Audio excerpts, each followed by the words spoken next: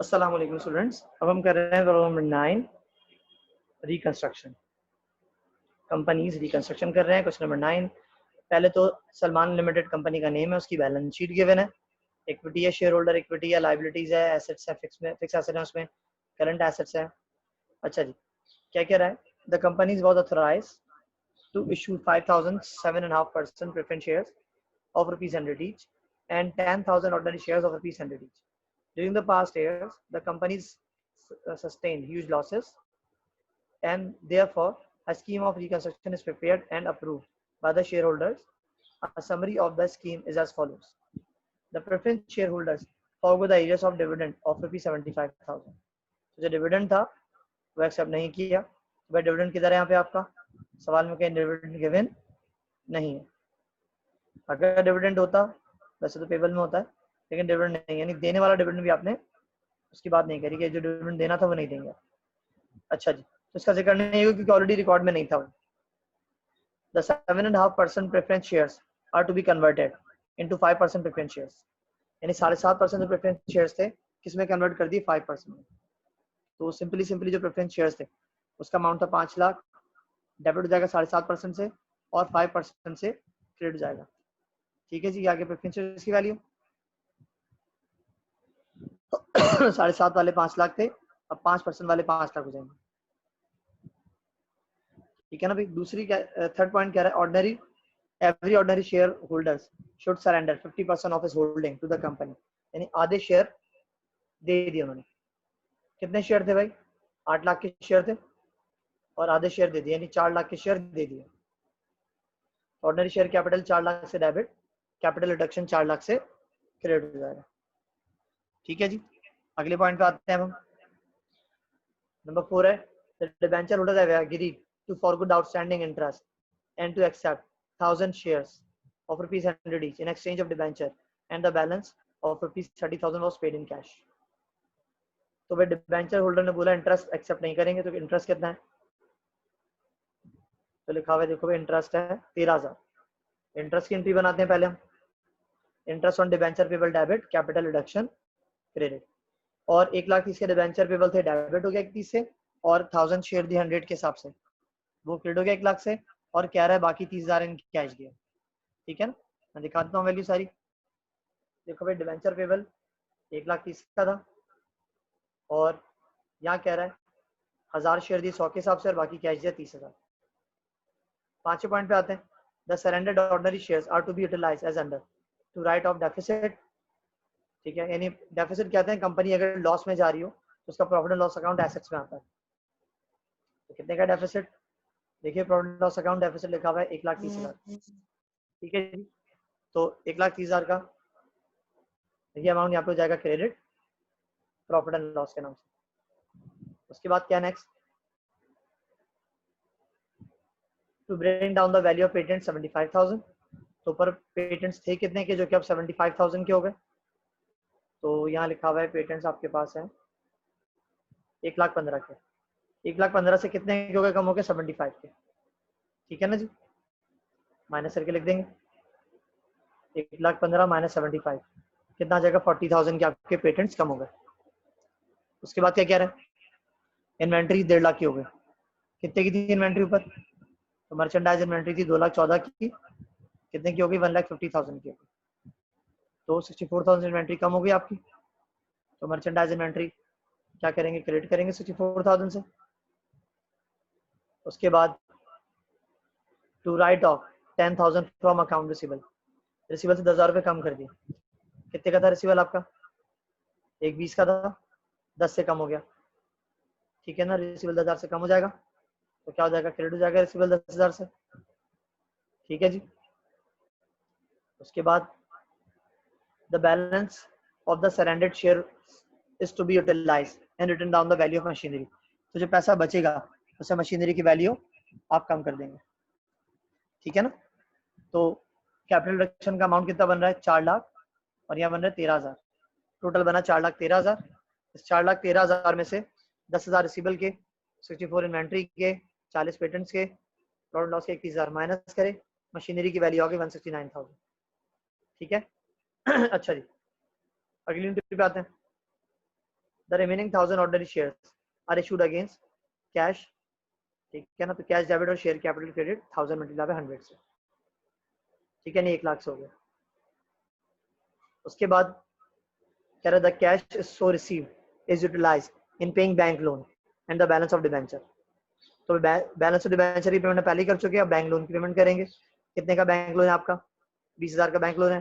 Bank loan debit हो जाएगा और कैश क्रेडिट हो जाएगा। अब आते हैं बैलेंस शीट की तरफ। पहले लिखेंगे शेयर होल्डर इक्विटी, ठीक है ना भाई। तो भाई कितना है हमारे पास पेड अप कैपिटल, यहाँ लिखा हुआ है पेड अप कैपिटल आपके पास 7% प्रेफरेंस शेयर कैपिटल है 5 लाख अमाउंट बन रहा है इसका, ठीक है ना भाई। कितना बन रहा है? 5 लाख। और एंट्री में प्रेफरेंस शेयर्स 5 लाख वाला डेबिट हो रहा है और ये 5 लाख ये वाला क्रेडिट हो रहा है, यानी 5% वाला 7.5% वाला खत्म, 5% वाला प्रेफरेंस शेयर आ जाएगा। लिख दिया 5 लाख अमाउंट बना। फिर आते हैं ऑर्डिनरी शेयर कितना है भाई?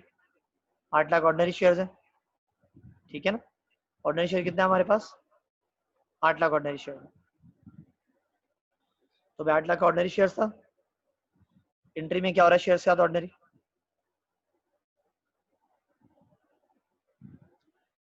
डेबिट हो गया 4 लाख से, 8 में से 4 लाख से डेबिट हो 4 बचा, 1 लाख से क्रेडिट हो कितना हो जाएगा? 5 लाख, ठीक है। और 1 लाख और इधर आया तो कितना हो जाएगा? 6 लाख। तो 6 लाख के आपके ऑर्डिनरी शेयर कैपिटल आ जाएगा। दोनों का ऐड किया, शेयर होल्डर इक्विटी आ गई 11 लाख। अब आएंगे लाइबिलिटीज की तरफ। तो भाई liability account payable 87,000, 87 account payable आ गया। इंटरेस्ट हमारा ऑन डिबेंचर खत्म कर दिया गया था, यानी इंटरेस्ट की पेमेंट आपकी कर दी गई थी। बैंक लोन भी आपका पे कर दिया गया था, ठीक है ना। और डिबेंचर पेबल के बदले भी आपने कुछ किया था, जी हाँ। डिबेंचर पेबल के बदले भी आपने क्या दिए थे?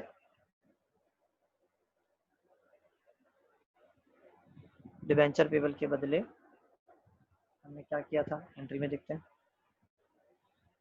तो भाई डिबेंचर पेबल के बदले आपने शेयर दे दिए, ये भी खत्म हो गया। तो दोनों लाइबिलिटी एज इट इज आ गई, हमने कॉपी करी। एक ही लाइबिलिटी सॉरी आई हमने कॉपी करी, इक्विटी और लाइबिलिटी प्लस करा, टोटल इक्विटीज आ जाएंगे, यानी share holder equity plus liability, आपकी टोटल इक्विटी आ गई 11,87,000। अब हम आते हैं एसेट्स की तरफ। पहले लिखेंगे फिक्स एसेट्स, ठीक है ना। अभी क्या लिखेंगे? पहले फिक्स एसेट लिखेंगे। कौन कौन से? मशीनरी आपकी है 5,70,000। कितने की मशीनरी? 570। एंट्री में क्या हो रहा है मशीनरी के साथ?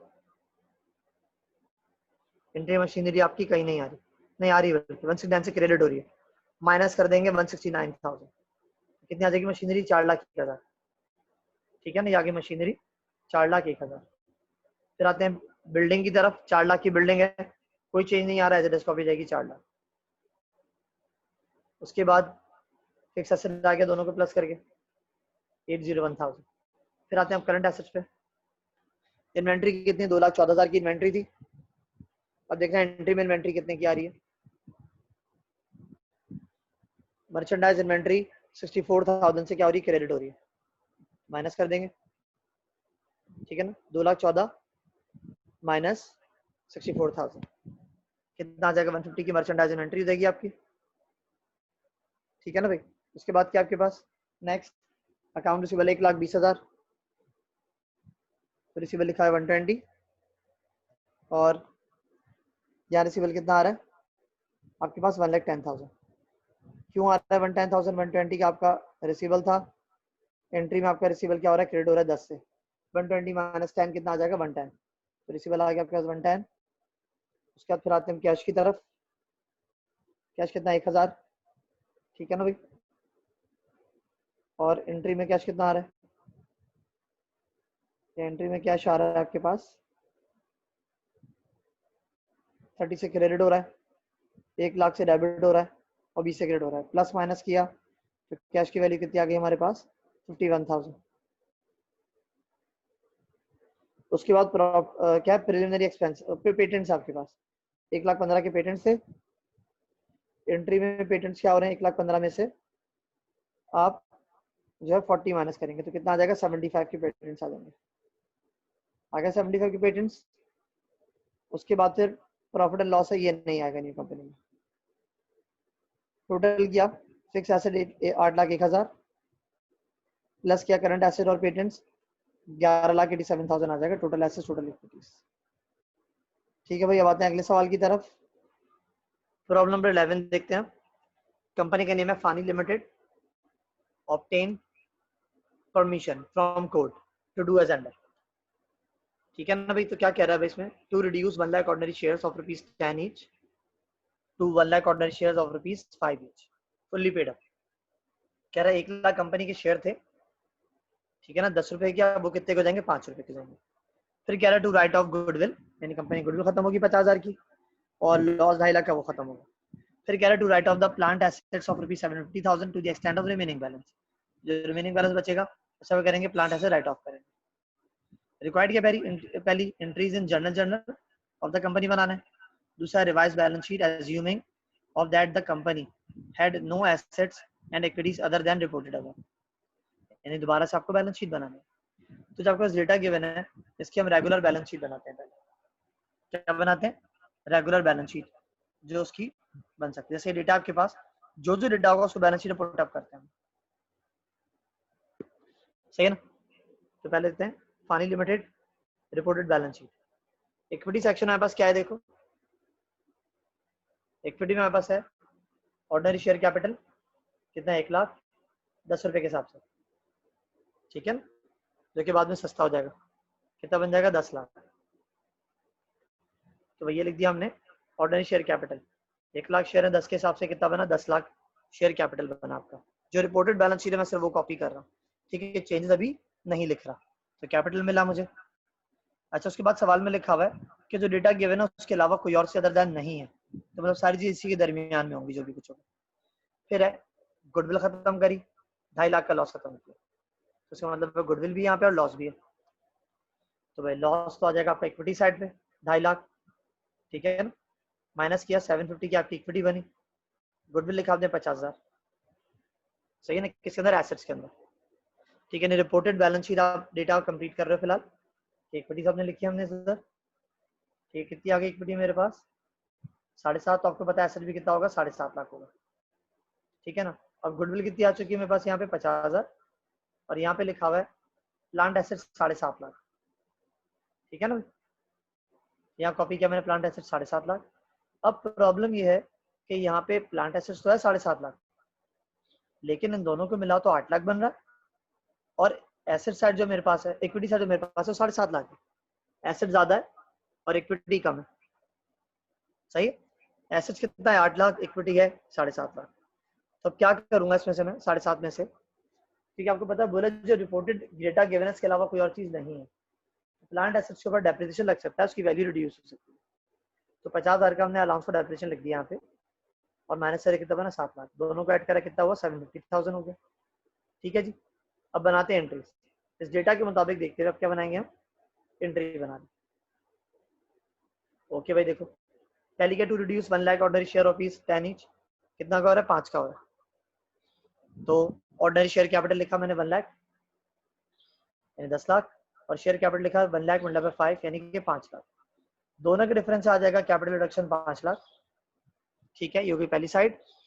दूसरी बात है, फिर कह रहा है राइट ऑफ किया गुडविल 50,000 और लॉस 2.5 लाख, तो दोनों तो हो जाएंगे क्रेडिट, गुडविल कितना हो जाएगा 50 से क्रेडिट, प्रॉफिट लॉस 2.5 लाख से क्रेडिट। उसके बाद क्या next, to write off the plant assets of 750,000 to the extend of remaining balance, जो रिमेनिंग बैलेंस आएगा उससे हम क्या करेंगे, प्लांट एसेट्स को राइट ऑफ करेंगे। ओके भाई, तो प्लांट एसेट कितने से राइट ऑफ होगा, देखिए भाई 7.5 लाख के प्लांट एसेट से, ठीक है ना, पूरे राइट ऑफ तो नहीं होंगे, इस 5 लाख में से 2.5 और 50 3 लाख माइनस किया तो 2 लाख के आपके प्लांट एसेट्स की वैल्यू रिड्यूस हो जाएगी, ठीक है ना भाई।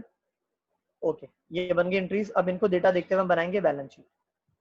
क्या बनाएंगे, बैलेंस शीट, यानी Fani limited revise balance sheet, पहले इक्विटी लिखेंगे, तो पेड अप कैपिटल कितना लिखा मैंने, पहले 10 लाख कैपिटल था सवाल के अंदर, ये लिखा हुआ आपके पास 10 लाख कैपिटल, सही, ये खत्म हुआ डेबिट, और 5 लाख का कैपिटल इधर आ गया आपका, यहाँ लिख दिया मैंने 5 लाख का कैपिटल आपका इधर आ गया, और इक्विटी साइड पे हमने लिख दिया 5 लाख।